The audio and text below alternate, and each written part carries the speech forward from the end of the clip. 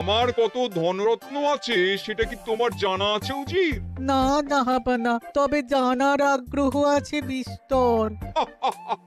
শুধু তোমার কেন, আরো অনেকেরই আগ্রহ আছে শুনলাম। আর সেটা যতক্ষণ না জানা যাচ্ছে ততক্ষণ মনটা কেমন খচখচ খচখচ করে।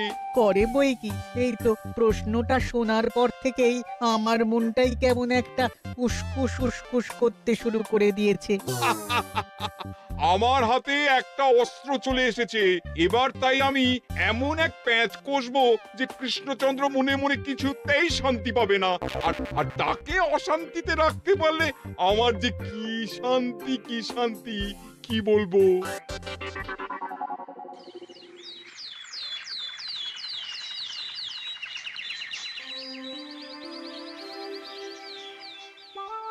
কি যে বলি, মানে এমন আমন্ত্রণ পেলে তো আর না বলা যায় না।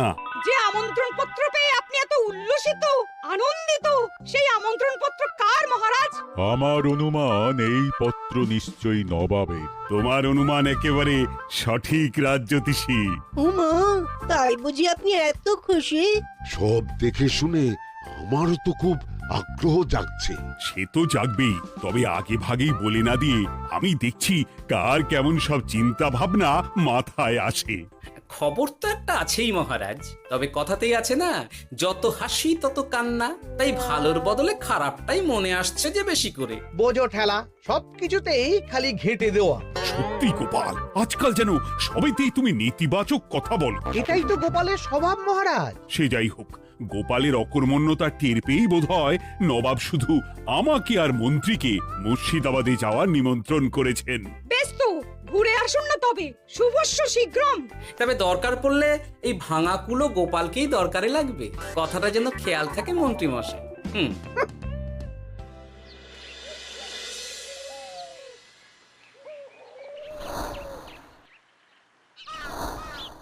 খেয়াল করেছো গিন্নি, আজকাল আমি কেমন কথায় কথায় গোপালকে চুপ করিয়ে দিচ্ছি?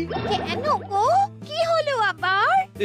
হবে আবার কি, নবাব বাহাদুর আমাকে আর মহারাজকে নিমন্ত্রণ করেছেন তার খাস মহলে। ও শুনে যে আমার কি আনন্দ হচ্ছে।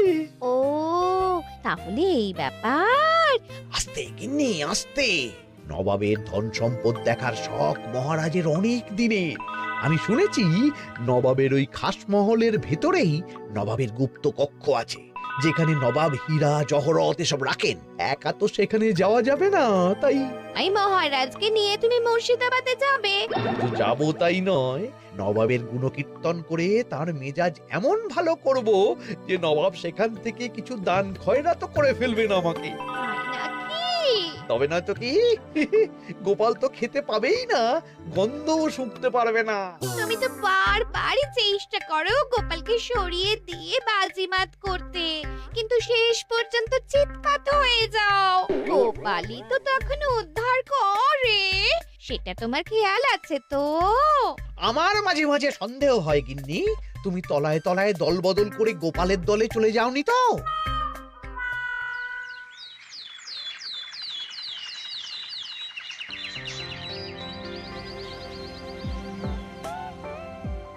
এবার বুঝলে তো দাদু, আমরা কিন্তু তোমারই দলে।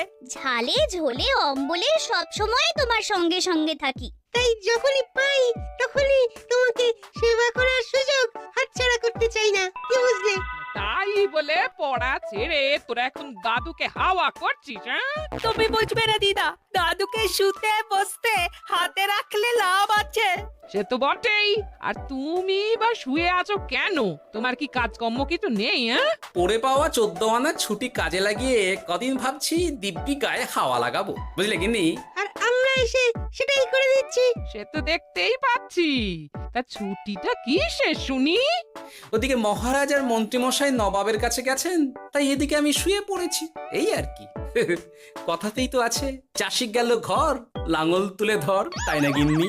কথায় কথায় দাদু ভালোই দিয়েছে। কোথায় মহারাজ তোমাকে সঙ্গে করে নিয়ে যায়নি বলে তোমার আফসোস হবে তা নয়, উল্টে তুমি শুয়ে শুয়ে হাওয়া খাচ্ছ। আমার মন বলছে শুধু আমি নয়, নবাবও বাজাচ্ছেন ওদিকে। মহারাজ আর মন্ত্রীমশাইকে ঘটা করে কি আর এমনি এমনি ডেকে নিয়ে গেছেন সেখানে?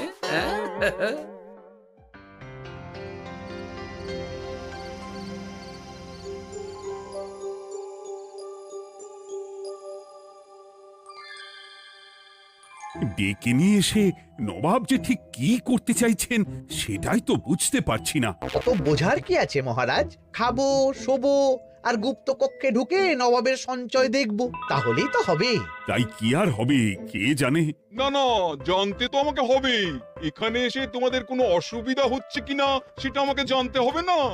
আপনি কিচ্ছু ভাববেন না জাহাপানা, ব্যবস্থা সব করাই আছে।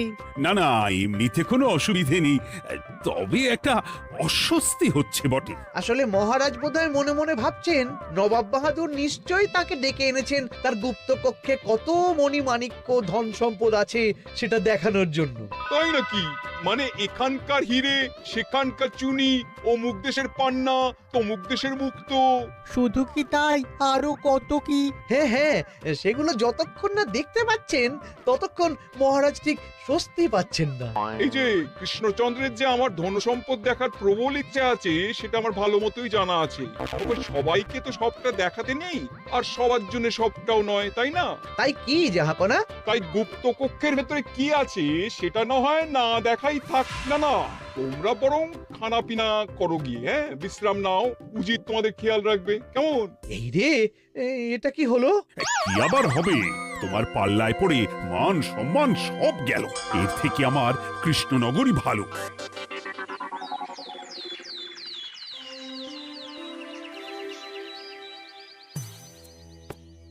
মুর্শিদাবাদ থেকে ফিরে আসার পর থেকেই কেমন থমথমে মুখ করে বসে আছেন মহারাজ।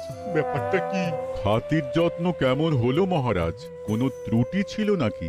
না না, তেমন কিছু নয়, তবে যে উদ্দেশ্যে নবাবের কাছে যাওয়া সেটাই তো সফল হলো না। গুপ্ত কক্ষে ঠিক কি কি ছিল সেটাই তো জানা হলো না, তাই না মহারাজ? উদ্দেশ্যটা আসলে কার ছিল সেটা আমি এখন ঠিক বুঝতে পারছি। তোমাকে আজ সাফাই দিতে হবে না।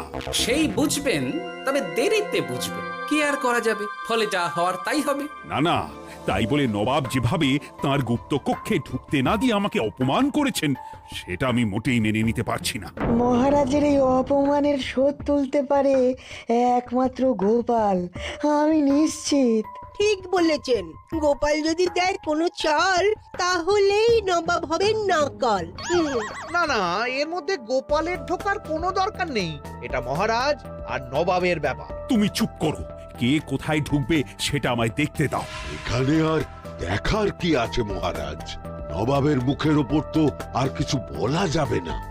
তুমি বলো গোপাল, সুযোগ পেলে তুমি নবাবকে পাল্টা শিক্ষা দিতে পারবে কিনা? সুযোগ পাওয়া যায় না মহারাজ, সুযোগ তৈরি করে নিতে হয়। তাই আমি সুযোগ তৈরিও করব আর তার সদ্ব্যবহার করব। আর এটাও বলে রাখছি, নবাবকে নাকাল করে সুদে আসলে আপনার অপমানের বদলা নিয়ে তবে ছাড়ব।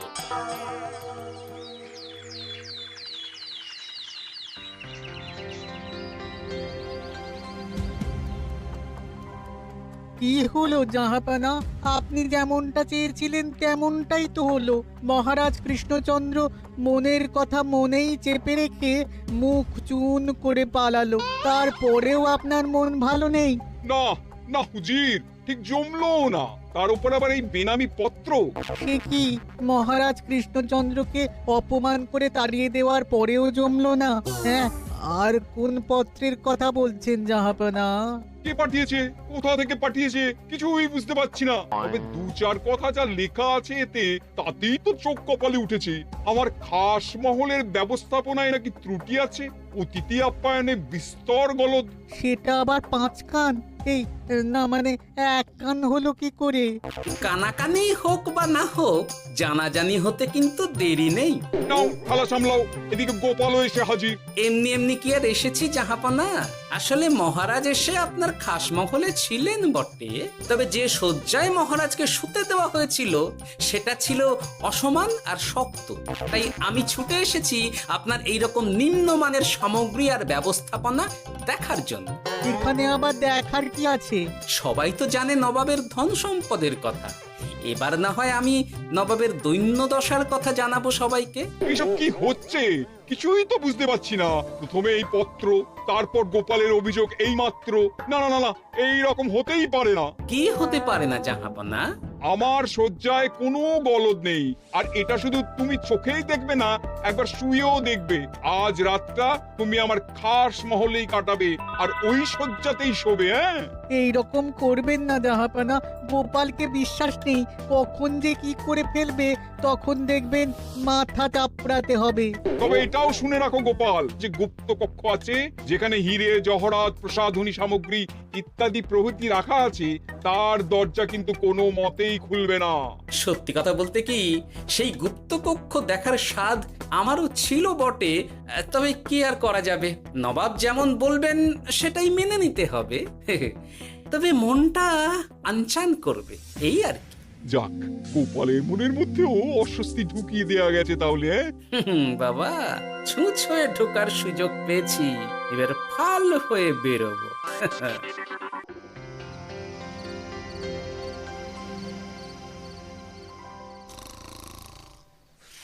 আপনি কিচ্ছু ভাববেন না জাহাপানা, গোপালকে আমি চোখে চোখেই রেখেছি।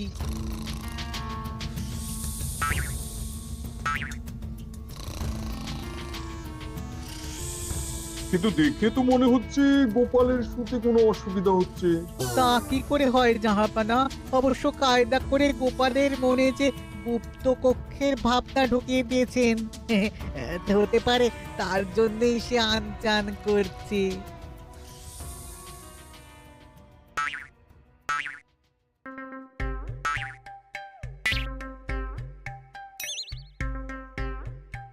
ওই দেখো, গোপাল হঠাৎ কি শুরু করেছে। তাই তো, কিন্তু কি করতে চাইছেটা কি? কি হলো গোপাল, কিছু বলবে নাকি? এ কি, আমি কোথায়? ও, এটা তো রাসমহলই মনে হচ্ছে। এখানেই তো তুমি ছিলে, কি মুশকিল। আচ্ছা, তোমার অসুবিধাটা ঠিক কোথায় হচ্ছে বলো তো? না না, শুতে তেমন কোনো অসুবিধা বোঝার আগেই তো অন্য অসুবিধে শুরু হয়ে গেল। আসলে সত্যি সত্যি তো আর গুপ্তকক্ষে ঢুকতে পারিনি, তাই স্বপ্নে ঢুকেছিলাম মনে হলো। তারপর সেখানে ঢুকেই দেখতে পেলাম বস্তা বস্তা ধনরত্ন। আমি তো সেই বস্তার ভেতরে হাত ঢুকিয়ে সেগুলোকেই তো হাত দিয়ে তুলছিলাম। এবার তো বুঝতে পেরেছো যে তুমি স্বপ্ন দেখছিলে। এবার ঠিকঠাক ঘুমো তাহলে।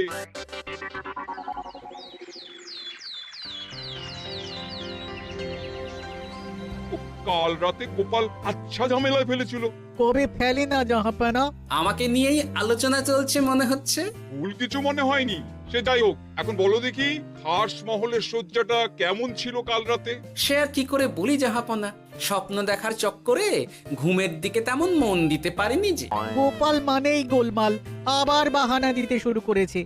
তাই বলছিলাম কি, আর এক রাত না ঘুমোলে ঠিক মতো বলতে পারবো না। বেশ তো, আর এক রাত থাকো না হয়, তবে আমারও একটা শর্ত আছে।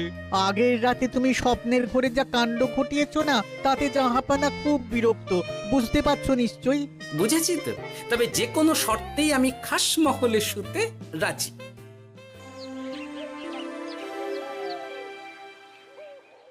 আমার এক কথায় রাজি হয়ে গোপাল নবাবের কাছে ছুটে গেল, কিন্তু কই, এখনো তো ফিরে এলো না।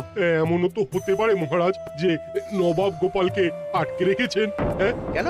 গোপাল তো দাবি করে যে সে তার বুদ্ধির জোরে যে কোনো বাধা বিপত্তি থেকে বেরিয়ে আসতে পারে। এবার তাহলে ফেঁসে গেল কি করে? না না, গোপালের কোনো বিপদ হবে না, দেখবেন গোপাল এবারেও ঠিক বেরিয়ে আসবে। হ্যাঁ, গোপাল আসবে হেসে হেসে, মহারাজ দেখবেন বসে বসে। আমার ধারণা কিন্তু যে কোনো শর্তেই নবাব গোপালকে শায়েস্তা করেই ছাড়বেন। গোপাল যখন নিজে থেকে নবাবকে খোঁচাতে গেছে, তখন আঁচড় তো খেতেই হবে। কি জানে নবাব আবার গোপালকে কিভাবে জব্দ করছেন, কি জানি।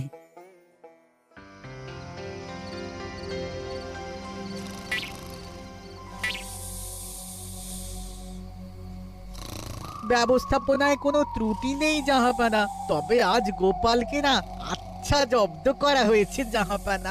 গোপালকে আজ আর বালিশ দেওয়া হয়নি। এমনটাই তো নির্দেশ দিয়েছিলাম। দেখি, আজ মনে হচ্ছে গোপাল বিশেষ ট্যাপও করতে পারবে না। কিন্তু এ কি, গোপাল যে আবার উসখুস করছে। তাই তো দেখছি। এক্ষুনি গোপালকে ঘুম থেকে ডেকে তুলে দিতে হবে, না হলে আজ আবার একটা অনিষ্ট করবে। না না, আজ আর কিছুই করতে পারবে না, বালিশই তো নেই।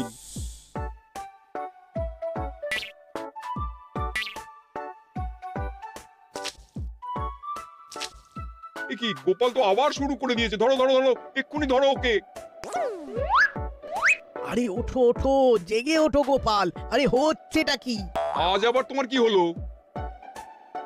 এ হে, আজ আবার একটা গন্ডগোল করেছি মনে হচ্ছে। গন্ডগোল বলে গন্ডগোল, জল ছড়িয়ে কি অবস্থা করেছো দেখো। আমার কোনো দোষ নেই, কিন্তু সেই আবার গুপ্ত কক্ষের স্বপ্ন এলো আর গোলমাল হয়ে গেল। আজ আবার কেমন স্বপ্ন এলো? গুপ্ত কক্ষের যেদিকে আরব আর পারস্য দেশের আতরের সম্ভার ছিল, স্বপ্নে সেই দিকে ঘুরছিলাম আজ। সেগুলো ছড়িয়ে ছড়িয়ে দেখতে দেখতেই স্বপ্ন ভেঙে গেল। বটে, দাঁড়াও, কাল সকালই তোমার ব্যবস্থা হচ্ছে।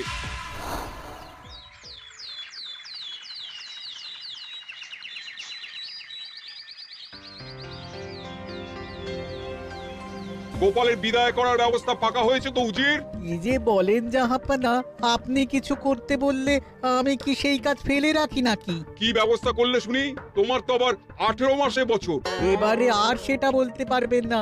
ঘোড়ার পিঠে চেপে এতক্ষণে হয়তো গোপাল কৃষ্ণনগরে পৌঁছেও গেছে। যাক, আপদ বিদেয় হয়েছে তাহলে। সর্বনাশ হয়ে গেছে জাহাপানা। আবার কি হলো?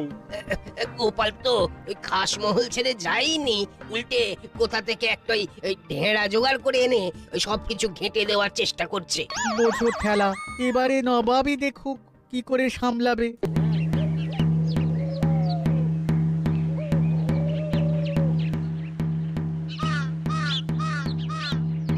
শুনুন শুনুন শুনুন, আরে আরে আরে, আরে কি শোনাচ্ছটা কি গোপাল? এখনো শোনাইনি, তবে শোনাবো শোনাবো ভাবছি। সবাইকে জানাতে গেলে এই ঢাড়া পেটানো ছাড়া আর উপায় কি? কিন্তু জানাবেটা কি? এই যে নবাব যে অতিথিদের ডেকে এনে তাদের নিশ্চিন্তে ঘুমোতে দেওয়ার ব্যবস্থা করতে পারেন না, এটা তো সবার জানা দরকার। কি বিপদ! না না না না, এই বদনাম নিয়ে আমি গোপালকে কোথাও যেতে দেবো না। তাহলে কি করতে হবে জাহাপানা? আজ ও রাতে গোপাল খাস মহলে শোবে। এই তো এবার পড়েছেন গোপালের জালে।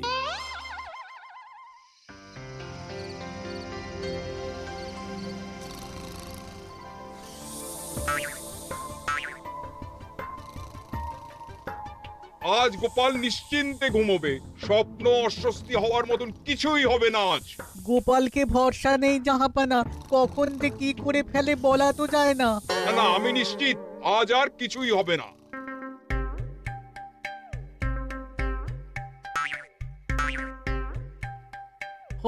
হবে না বলতে বলতেই হতে শুরু করেছে জাহাপানা। আরে ওকে গিয়ে চেপে ধরো এক্ষুনি। ঘুমের ঘোরে আবার কি করছো গোপাল? এবার আবার কি হয়েছে?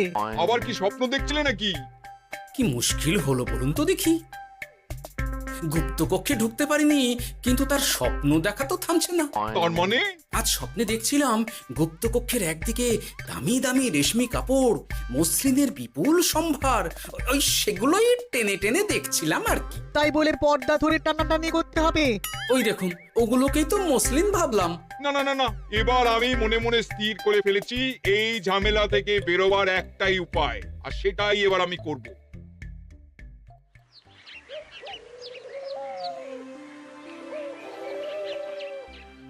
গোপালের ফিরতে কিন্তু এবার সত্যিই দেরি হচ্ছে। দেখুন, হয়তো গোপাল বেশি বাহাদুরি দেখাতে গিয়ে ফেসে গেছে। হেসে নয়, এই যে কেমন হেসে হেসেই এসেছি দেখুন। এই তো গোপাল ফিরে এসেছে। শুধু ফিরেই আসেনি, তার সঙ্গে আরেকটা সুসংবাদও নিয়ে এসেছি। হ্যাঁ, সেটা আবার কি? আমার প্যাঁচে পড়ে নবাব শেষ পর্যন্ত বাধ্য হয়েছেন গুপ্তকক্ষ খুলে দিতে, সঙ্গে কিছু উপঢৌকনও দিয়েছেন। ব্যাপারটা ঠিক কেমন করে কি হলো বলো দেখি। বলছি মহারাজ, নবাব বাহাদুর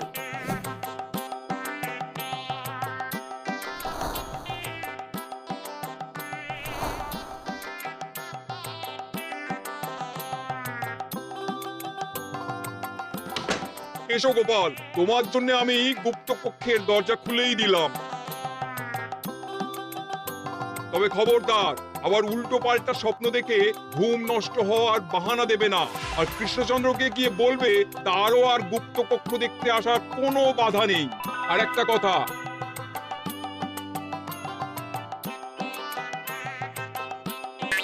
এইসব নিয়ে খুশি থাকো। তবে নবাবের খাস মহলের নিন্দে করে আবার ঢেঁড়া পিটিও না যেন। এমনিতেই সেই অভিযোগপত্র নিয়ে নবাব বাহাদুর চিন্তিত। সেই চিন্তা ঝেড়ে ফেলুন জাহাপনা, কারণ ওটা আমারই দুষ্টু বুদ্ধির ফল।